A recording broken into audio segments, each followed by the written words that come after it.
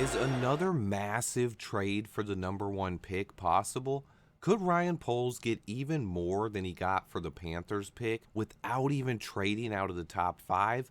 What's up, guys? Swift here covering everything Chicago Bears. Jeremy Fowler from ESPN wrote an article on the Bears yesterday. He reported he thinks the Bears could get a second or third round pick if they decided to trade Justin Fields. He then said that he believes they can trade down and stay inside the top five and still get a bigger package than we got for trading down to number 9 with the Panthers last year. This is what so many people fail to understand. It's not about Justin Fields versus Caleb Williams. It's about Caleb Williams versus a massive haul of draft picks. It's Caleb Williams versus 3 first-round picks and still potentially getting Marvin Harrison Jr. Think about that for a second. Fowler's report on ESPN said the same thing, and I agree with this, that the Bears can get more from trading down this year than they got last year. Now, let me make a couple points to this. I do not think teams will be as willing to include a player in a potential trade. Last year was unique. We needed to spend a ton of money in this season, and that was part of the reason Poles added DJ Moore and then later traded for Montez Sweat and paid him as well.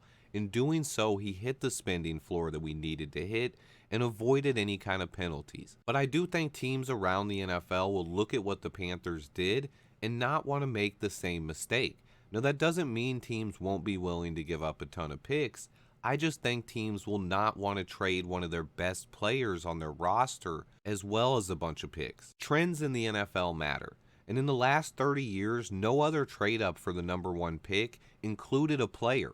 Ryan Poles made an unprecedented deal last year. He was able to not only get a bunch of draft picks, but a true number one receiver in DJ Moore as well.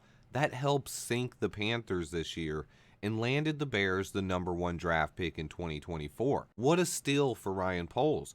But other teams will use that as an example as why they are not willing to part with the top player as well as draft picks. On top of that, we don't have the same flexibility this year. We do have $85 million in cap space, but that's before re-signing Jalen Johnson, Tevin Jenkins, or Darnell Mooney, or signing anyone in free agency. So we do not have as much flexibility to add a player with a huge salary via trade. We also don't need to spend a bunch of money to hit the salary floor anymore. For these reasons, I believe it's a lot less likely that we acquire a player if we trade down.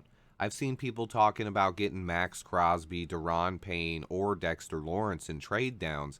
To me, that is not happening this year. If it does, then Ryan Poles pulled off a miracle, and I won't rule that out. I do think we can add more than we got last season. It's just going to come via draft picks. Teams won't want to make the same mistake the Panthers did, but that doesn't mean they won't overpay to come up and take a QB at number 1 overall. These billionaire owners and GMs constantly overthink the QB position and fall to pressure from outside sources. Teams like the 49ers have went ahead and traded 3+ first-round picks to move up and take a quarterback like Trey Lance. That didn't work out, but it didn't set the franchise back as much because they already had a fully loaded roster. To me, there are a few teams that could be desperate to land a new quarterback this offseason. Now, there's still a lot of uncertainty there. There are a couple of free agent quarterbacks that could be on the market, and for these rookie QBs, the evaluations are still ongoing, and until they measure in at the combine, nobody's 100% sure about any of them. It comes down to which team falls in love with the top QB prospect and then what they are willing to pay. I don't think the Bears have to pretend they're taking a quarterback.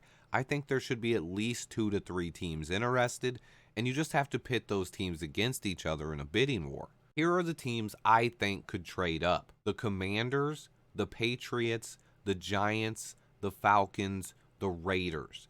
Those are the most likely candidates as we sit here today. There are a few other teams as well, but I think those are the most likely teams that really need a franchise quarterback.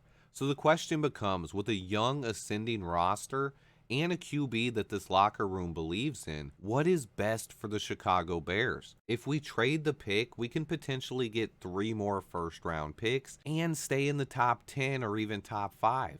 To me, that's the smartest decision Ryan Poles could make for this team. This is a really good quarterback class, and I think teams will want to trade up. It just comes down to which team wants to trade up and how much they're willing to pay. If I was Ryan Poles, I would be operating similarly to how he did last year. Let teams know that this pick is for sale. Even if he wants to take a QB, wouldn't it be smarter to add 3 more first round picks and then take a quarterback like Michael Penix Jr., Bo Nix, or Jaden Daniels? I like Caleb Williams, but I don't think any player is worth passing up 3 first round picks for. But no matter how you look at it, the Bears are in an enviable position this offseason, and things are finally looking up for this franchise. I've been talking about this for nearly 2 years now, and I know it hasn't been an easy road, but you can't argue that Ryan Poles has put this team in an awesome position going forward. This roster is full of young, ascending players. Tyreek Stevenson just won Defensive Player of the Week. Gervon Dexter's coming off a 2-sack performance. Kyler Gordon and Jaquan Brisker look like Pro Bowlers. Montez Sweat and DJ Moore are difference makers. Darnell Wright looks like a beast.